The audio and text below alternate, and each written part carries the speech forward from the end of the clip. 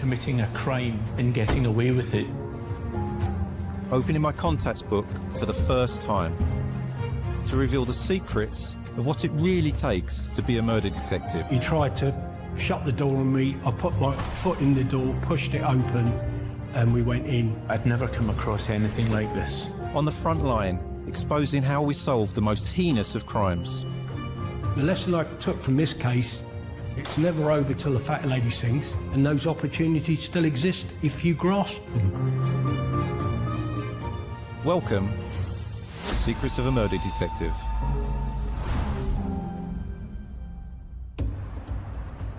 The death of Susan Annis in November 1996 was one of London's most challenging cases. I'm meeting the senior investigating officer on the case to understand what really happened, the challenges, the setbacks, and the tactics they used to bring the killer to justice. My name is David Cook. I was a detective superintendent with Surrey Police. This case is about a predator. He's someone who looks for an opportunity and takes it, irrespective of who it is or what that person's doing at the time. David, thanks very much for coming in. Really appreciate it. Thank you. David, so 1999, can you tell me whereabouts you were working then?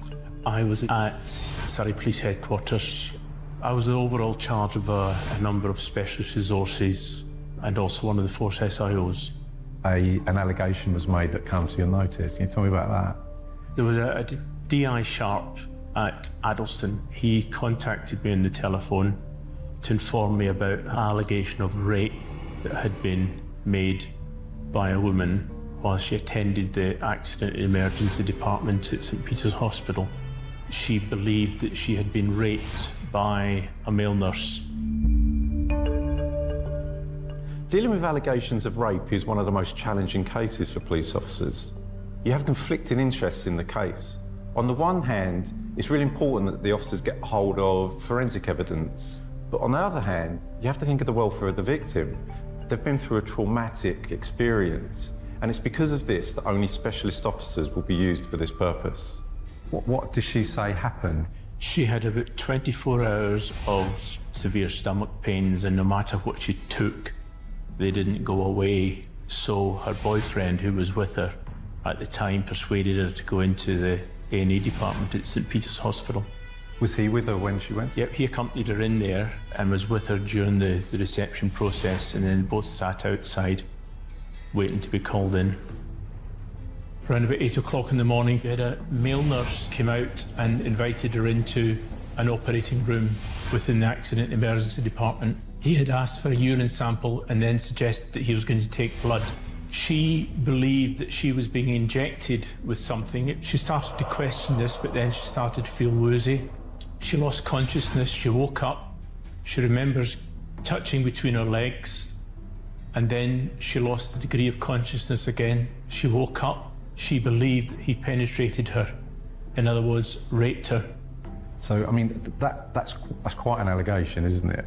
What was his version of events? The male nurse, who was Kevin Cobb, he denied any physical interference with her. He denied sexual assault. He denied rape. Basically, he was going against everything that the victim was telling us. So, from his account, everything was just normal. He was examining her as he should have been. He did say that she looked as though she'd fainted and wasn't well, and that this was obviously an illusion of some description. So in terms of what she was saying, could she remember clearly, or was her memory hazy? I would say her memory was clear and hazy. Right. When the police actually turned up and spoke to the victim, she was, I would say, lucid. So it wasn't as though she was at that time under the effects of any drug. Cobb had previously said to the victim, "You've only been here a few minutes," but the boyfriend made it clear that she'd been in there at least 30 minutes, and she didn't really understand where the time had gone. She was absolutely certain something had happened, but there was areas of confusion that she wasn't quite sure of. What's that telling you? I'm thinking, this is difficult to get your head around. Yeah. You know, because of the location rather than anything else. Busy A&E. Busy A&E, and you got to ask yourself, how could someone be raped in a busy A&E? So normal procedures when a rape allegation comes in. So 1999, would you have had SOE-offs? So SOE being sexual offence investigation train. Yeah. So what was it that they would be looking for from the victim when they're examining her? So you're looking for any way you can forensically attach the victim to the suspect for proof that the rape has taken place. In this instance, there was no physical injuries. Your starting point when someone comes to report a rape, you've got to believe the victim, haven't you? You've got to do that. But it's only natural for things to creep into your mind around it's a fact that there are allegations that aren't true. Yes, absolutely. As a detective, everything you do, you're thinking about courts and a trial and how things play out at a trial. So if you're having these doubts and if you're starting to think, well, how could this happen? You know at some point someone else is going to be asking those questions. Yeah. So that's a challenge, isn't it? A number of the other people at the hospital had a higher level of doubt because they knew Kevin Cobb and they didn't believe Kevin could ever have been responsible for raping someone in an A&E department. The scene was secured. Kevin Cobb was suspended and then shortly after that arrested. And the investigation continued. What was found within the scene, within the examination room? Very little, in all honesty. You know, the room was captured in photographs, etc. So we found a syringe with fluid in it, and that was seized and sent off for toxicology. He did say that he had administered a saline flush to the victim, and we asked him about this. He said, well, there was a syringe there with saline close by and it was already prepared, so I just used that. In short, he admitted to professional misconduct in using a syringe that he hadn't prepared.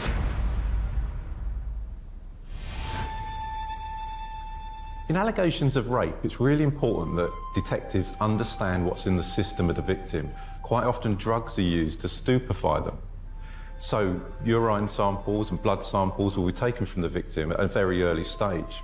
So a lot of people concentrate on the blood, but urine's really important, isn't it? Because things last longer in the system in urine than And that's blood. what happened in this case, is there was nothing found in her blood, and it was in her test for the urine that we found the drug midazolam. Were you aware of what midazolam was when you first started to get the results back? Well, I can tell you from personal experience. You've had it yourself? I've had it myself a few times. Right. I've been given it a couple of times for endoscopies, and it's a benzodiazepam. So we identified a Professor Hindmarsh, who coincidentally was at Surrey University, and he was an expert in the drug. So we approached him asking for his assistance in the investigation.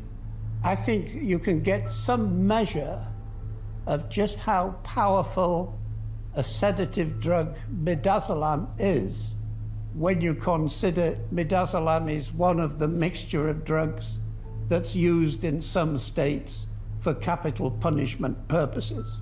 I'm Ian Hindmarsh, and I'm an emeritus professor of human psychopharmacology.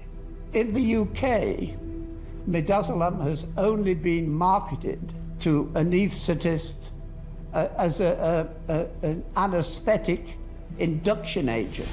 It's a drug that intravenously, very, very quickly puts you to sleep.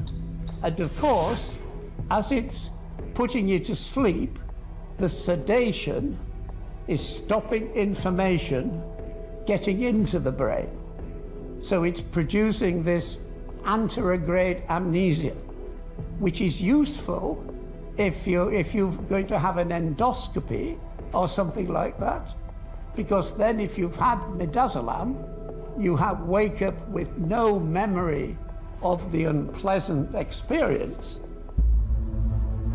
It must have been a surprise to have got that result within the toxicologies. It's not a drug that I would suggest we come across often as police officers. And that is the thing that hangs there in your head saying, what is this?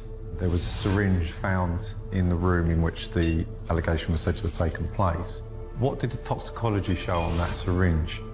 It was a drug called, I'm going to get this right, flumanazole.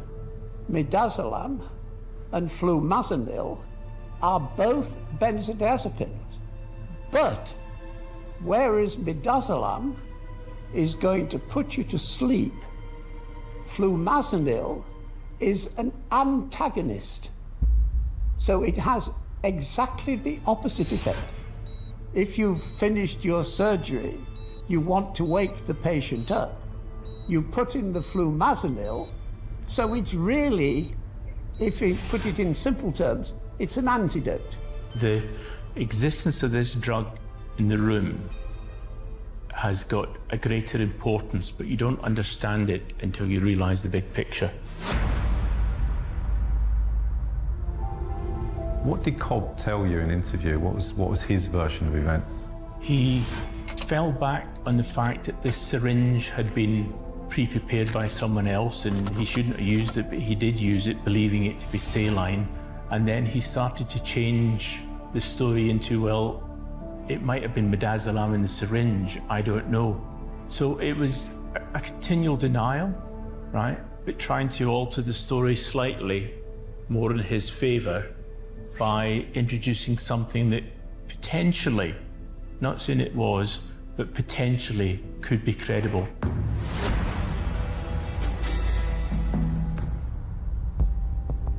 Cobb was arrested on suspicion of rape, pending further inquiries. His home address was searched. Within his home address, a number of items of prescription drugs were found, but his wife, being a general practitioner, some of them belonged to her.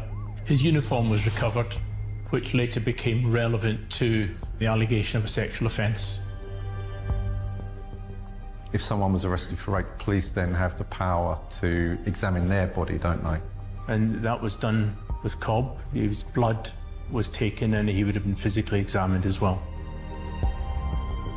The examination of Cobb's work clothing, and there was traces of midazolam on his trousers, but more importantly, there was also traces of semen on his trousers. The one thing that we had missing between that was any evidence of any physical contact between the victim and Cobb. You have to ask yourself, what's a male nurse doing at work with semen on your trousers, right? I mean, he put the excuse forward that it might have been contaminated through sex with his wife at home because he didn't have sex with anyone else.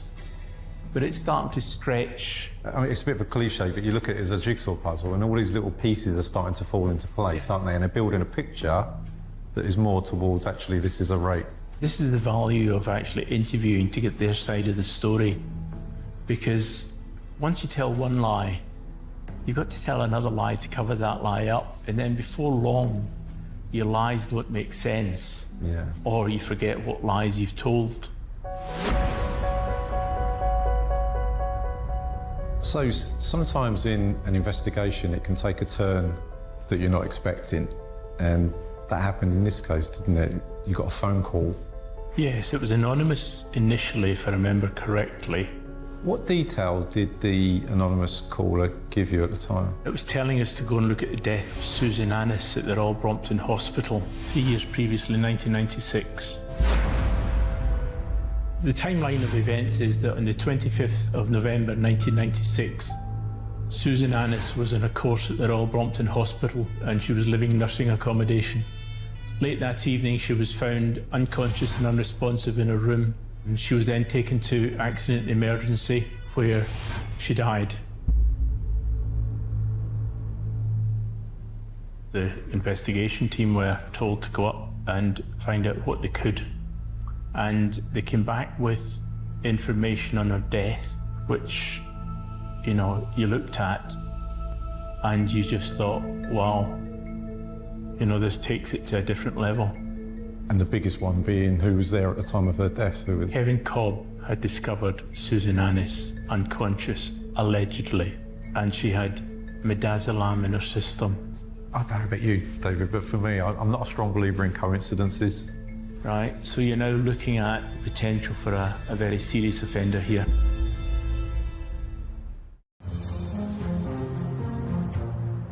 When detectives are investigating crimes such as serious sexual offences and murder, it's incumbent upon them to establish whether or not this is an offender's first time.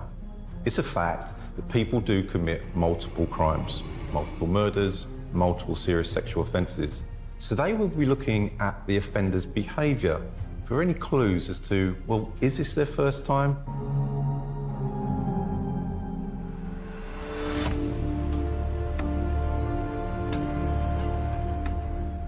So, in terms of her death, so she died, it wasn't in Surrey area, it was in London? It was in London.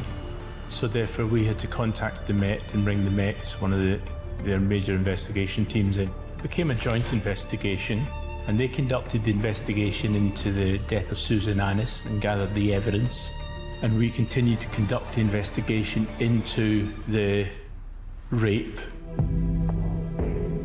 I've dealt with medical professionals in the past, but it's the first time I dealt with an allegation against a nurse who's alleged to have indecently assaulted, raped a patient.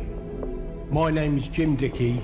I was a detective inspector attached to the murder squad at Westminster. It was alleged from the phone call that Kevin Cobb had something to do with Susan Annis's untimely death. And I started to get together the papers of that case, the coroner's notes, and any other evidence that was available, and I started to read through it.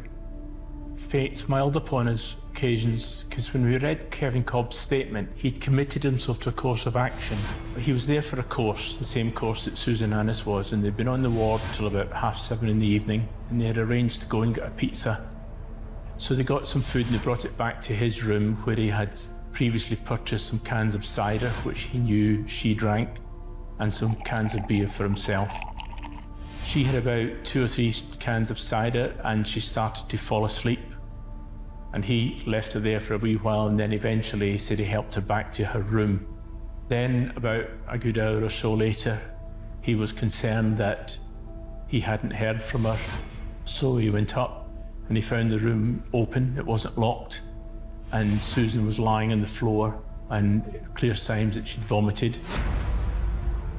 He allegedly ran into the corridor and sought help of other medical professionals.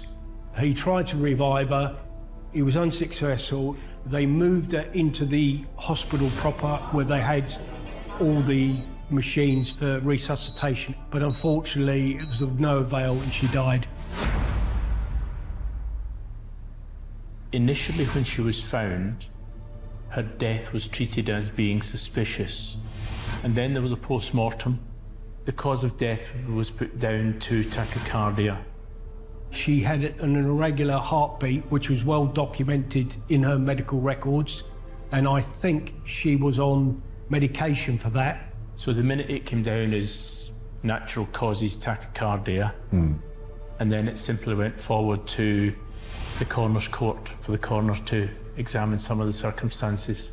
So the procedure around there is that a police officer will prepare a report for the coroner, and then an inquest will be heard to determine Yes. a cause of death. Yes. And do you know what the cause of death was? It was left open. The cause of death was tachycardia with no suspicious circumstances. What about the midazolam that was in her system?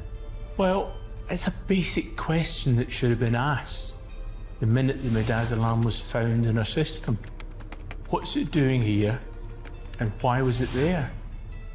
You know, they searched Susan Annis's room and there was no drug paraphernalia. There was nothing to suggest that she had any illegal drugs. There's nothing within her history said that she was a drug abuser in any way. And she's a nurse, so she understands what would happen if she ingested it. Absolutely. This needed a bit more investigation. Which didn't happen. Which didn't happen. After reading through the case, I decided then the first thing we needed to do was inform Susan Annis's family that we were going to reopen an investigation. We sat down, they gave us a coffee, and I said to them, Mr. and Mrs. Annis, I've reopened the investigation into your daughter's death. I think it's more than suspicious. I think it's she's come to an untimely death, and it was almost as if a huge weight had been lifted from the room. I remember it to this day, and Mrs. Ennis, who sadly now is deceased, said, "You don't realise what a weight you've taken from me. I always thought something was not right in this case." Victimology in a murder investigation is one of the most important aspects for detectives. Ultimately, how a victim died is one of the most important questions for a murder investigation. So you need to understand, is there anything that could have contributed to that within the victim's life? What did you learn about Susan Ennis? This is the sad thing about being an SIO in a murder investigation, is you never get to meet the victim, which makes the whole event so much more tragic. She's the type of person you would expect to be a nurse. Caring, understanding. She'd wanted to be a nurse from early on in life. You know, we never heard anyone speak a bad word about her. Susan was very bubbly, worked extremely hard, and at the same time was knowledgeable. She was the most popular, I'd say, of the nurses. I'm Dr. John Parsley, a retired GP and hospital doctor. Susan Ennis, she was a nursing sister in Crawley Hospital. She started there a few weeks before me, so immediately you've got something in common in that you're both new. So we became friends. We were never boyfriend or girlfriend, but when we went out, for some reason, she usually sat next to me. She had a very good reputation amongst her colleagues, and in fact, after the death, they named a ward after her. It was a completely unexpected event, and the information they got given was that Sue had gone to a party and had drugs and had passed out and died. And that was not anywhere near the real course of events. I kept in contact with her boyfriend at the time, and I said I would go with him to the inquest. And that's when I got more information and realised there was a big problem.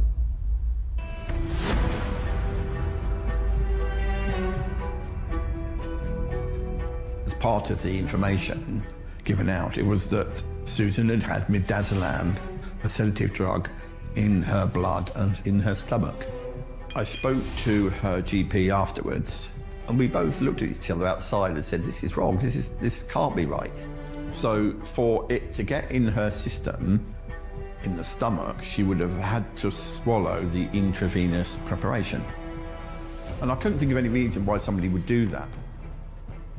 There was certainly no evidence of an ampule of midazolam, because he would have had to have an ampule of midazolam, because it's the only way he had access to midazolam, and it's a glass ampule that you break, and of course that has to be disposed of somehow. That was never found.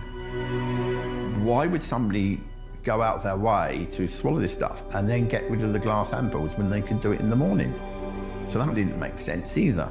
But the next day I was back working in Crawley, and I rang Guy's Poison Centre, and I asked them about the drugs, midazolam, that type of drug, benzodiazepine, because I did know from previous work that sometimes the effect of it differs depending on what route you took it, whether it was injected or swallow.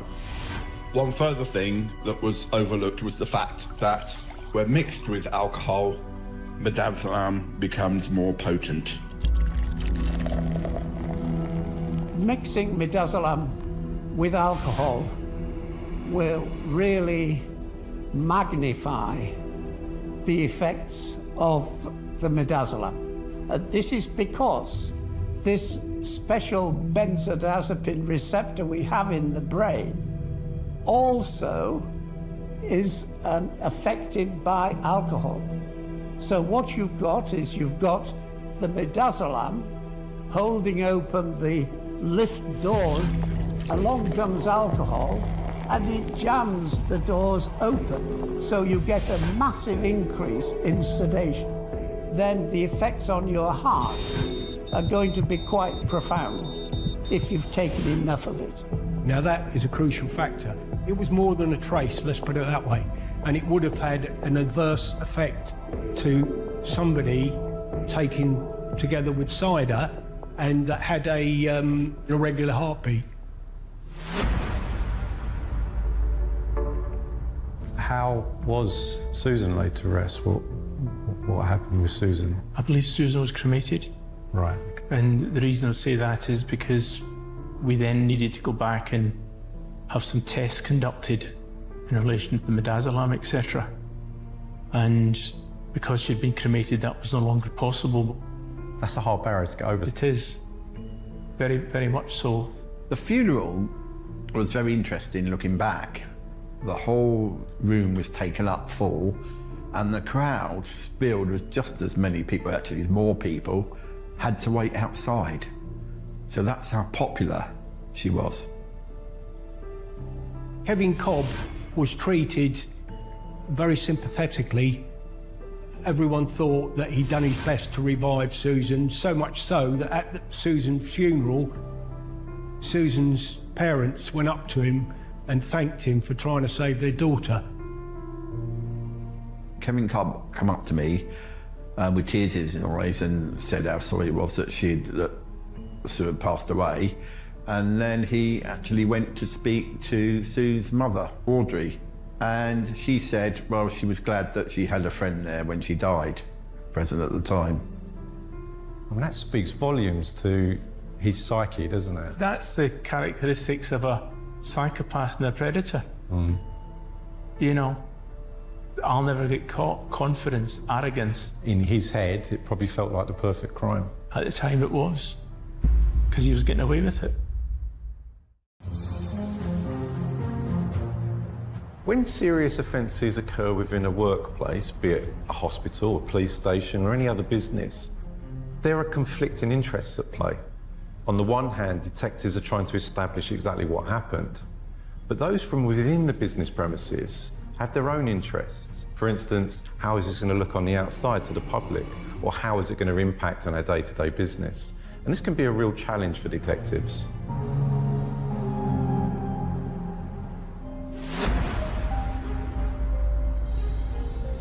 I don't know about you, David, but for me, I tend to don't believe that someone gets caught first time doing stuff. If the allegation was true, which we had to accept the statement of the victim, then this wouldn't have been a one-off. And we weren't allowed to access personally the hospital records to see who Cobb had attended to over the last 24, 48, 72 hours, etc. That must be frustrating, because in your mind you've got potentially a serial rapist here with victims, and because of the circumstances they might not even know they're victims. Correct. That must be hard. What they agreed to do was send a letter out to the patients once they'd identified them and ask them if there's anything they wish to come forward with. And did that? We didn't get anything. One of the most important aspects of the investigation would be to develop a timeline of his life, particularly where and when he was working. An important element of this investigation would be to understand Cobb, his background. What did that show? He did work at a number of hospitals before St. Peter's. He was someone who had a high degree of intelligence, and I would say that he was into, a degree of exhibitionism. Right. Because in one of his previous partners, he liked to have sex in public places, etc., where there's a degree of risk involved. I think sex was his main focus in life. That's what drove him.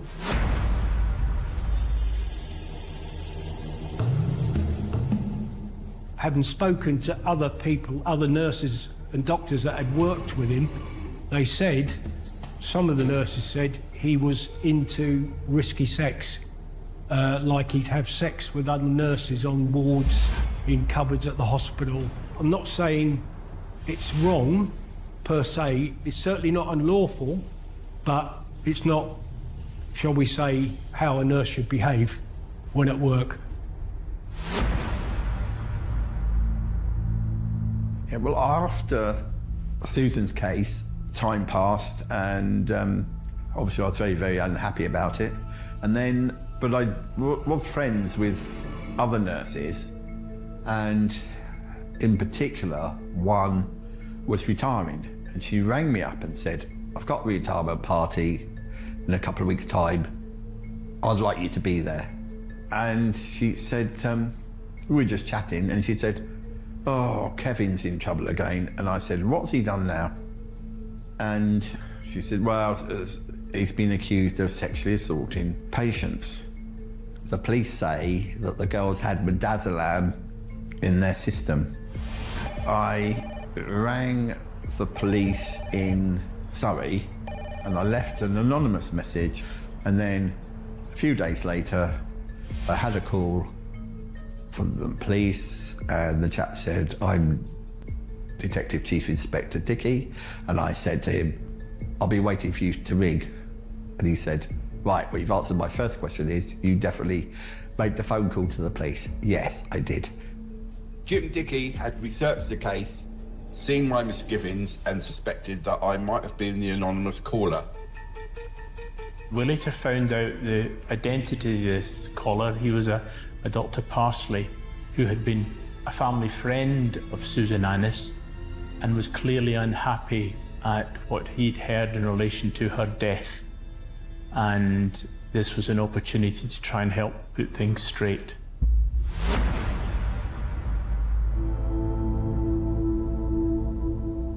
I needed to examine or get examined Susan Annis's stomach contents to ascertain whether there was midazolam in that stomach contents or not.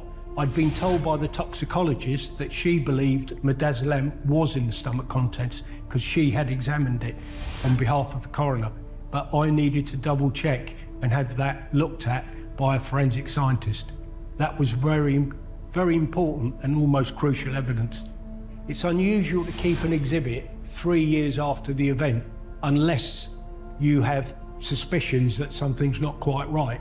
I made a phone call to a toxicologist at Charing Cross Hospital where Susan's body was taken for autopsy. I asked the toxicologist, I said, "You haven't by any chance still got Susan Annis's stomach contents?" And she immediately said, "Hang on a minute, I'll just go and have a look in my fridge." And I was left hanging on the phone. A couple of minutes later, she came back. She said, "Yes, I've still got them. They're in a bag, forensically sealed, in my fridge." And I asked her, "Isn't that strange that you've kept it?" She said, "Not really. I thought the whole case was strange and I didn't agree with the coroner's findings. That's why I kept the stomach contents." Sometimes in cases like this, with the death of Susan Annis, those involved have nagging doubts. Something just doesn't sit right. There's something behind this that I can't quite put my finger on, but it's just not right. And this is illustrated in no better way by the toxicologist who kept the stomach contents of Susan. It's really unusual. It's not something that you would see on a day-to-day basis. And that was a real turning point for this investigation. My understanding around that is that that was quite an unusual circumstance, wasn't it? Well, we thought so, but it was retained and it was another bonus for the investigation. The midazolam from our samples gave us a more accurate picture. So at that stage, where were you at? In discussions with the Met, there was a decision made that he was going to be arrested for the murder of Susan Annis. We went early one morning and we arrested him on his front door. He tried to shut the door on me. I put my foot in the door, pushed it open, and we went in. I told him as soon as I knocked on the door, I'm investigating the death of Susan Annis. He was really shocked. He literally went white, and now that we'd linked them, he clearly realised that the game was up. So, against the advice of the press office, I then spoke with the journalist and we told the journalist the story about the rape. We told the journalist the story about Susan Annis, and there's a 3-year gap, and that there must be people in between. The press office weren't happy with it. No, But you've got a different consideration, haven't you? I had reached the stage where I no longer had to consider the reputation of the hospital. I had to consider, the victims and solving this crime. And lo and behold, we had about 3 or 4 people came forward with similar concerns to Susan Annis. We were able to focus on 3 of the new complaints to add to a growing case against Cobb. What did those ladies say? Actually very similar to the victim in the rape. And they remember being attended to by a male nurse. They believed that they had been indecently assaulted, but it was all a haze to them. We had one lady at the time that she believes the incident happened was round about the same time she conceived her newborn, and of course we were concerned it was Cobb, but thankfully it wasn't. Proving a rape at a trial in front of a jury is hard work. You were presented with victims that there was no evidence of sexual encounter because they weren't examined at the time. Correct. No toxicology was taken, so you didn't know what was in their system. So this must have been... Oh, even worse than that. They believed themselves that something had happened, but they couldn't really remember, their memory was hazy by virtue of the fact the amnesiac effect midazolam had. So they were sure something happened, but they weren't quite sure, if that makes sense. It's a huge barrier to get over, isn't it? Oh, it was massive. Yes, we believed them. We had to find a way of presenting the case so that the jury believed them as well.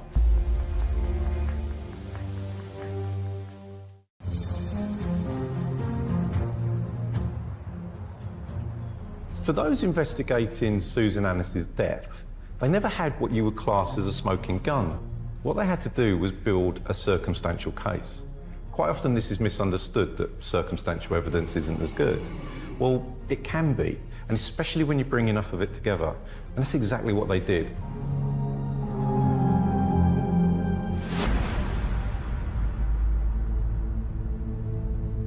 There was no way on earth could we get any forensic samples from them to prove that they'd been injected with midazolam. So what turned out was, instead of a forensic examination of the victim, we had a forensic examination of the victim's statement. So we relied heavily on their account of what happened to them and Professor Hindmarsh's interpretation of their account to say that beyond all reasonable doubt they have had midazolam in their system. We knew through records that Kevin Cobb had been the nurse that attended to these women. Professor Hindmarsh was then able to analyse the women's statements to then prove beyond a reasonable doubt that they had unlawfully been given midazolam during that stay. The sort of evidence I was giving was basically to explain to the jury what the drugs are likely to be doing. I know of no drug on earth that will give rise to hallucinations of rape. That's too specific. There was enough evidence after consulting with the CPS to charge Kevin Cobb with the murder of Susan Annis. The trial took place at the Central Criminal Court, the Old Bailey. It was murder initially. It was dropped down to manslaughter. The circumstances of manslaughter were far, far better than that of murder.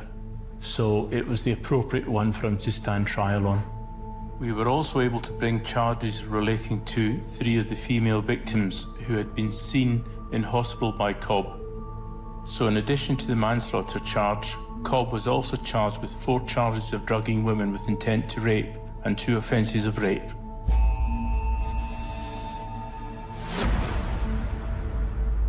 Kevin Cobb had to run the gauntlet of press outside the Old Bailey every day that he turned up. And of course that brought him more into the public eye because they could actually photograph him. But he was a face that people could see. He was a face that people could see. How did he act? What was his demeanour? He didn't show emotion at all in any of it when I was sitting in court. The trial lasted for 4 weeks. 3 women gave evidence at the trial. All our victims stood up and gave good evidence to the court. The explanations given by Cobb weren't credible. His defence was, it's all a big mistake, I didn't do any of it. And Susan Annis died because she had an irregular heartbeat.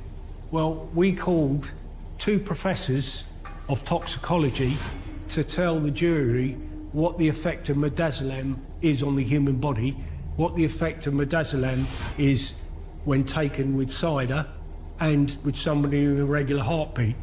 And all the victims came and gave evidence from St Peter's Hospital, other medical professionals gave evidence, and of course the clincher is the pathologist saying, yes, this definitely would have caused death.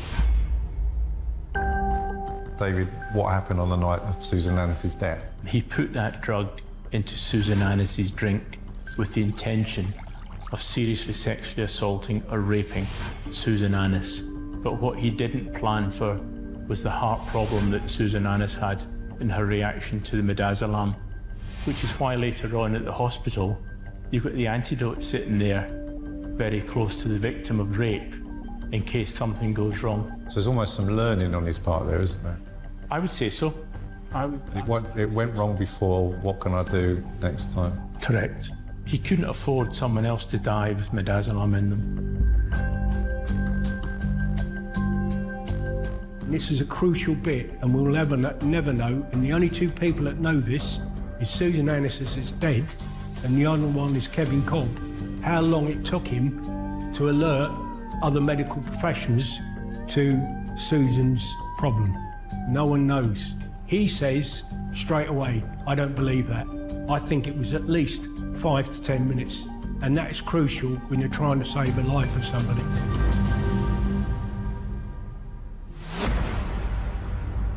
Were you there for the verdict? I was there for the verdict. Describe that moment to me when you're in court and the court staff come back to say, we have a verdict, and you're sat there and you're waiting and you don't know which way it's going to go. Nail biting if you had any nails left at that time.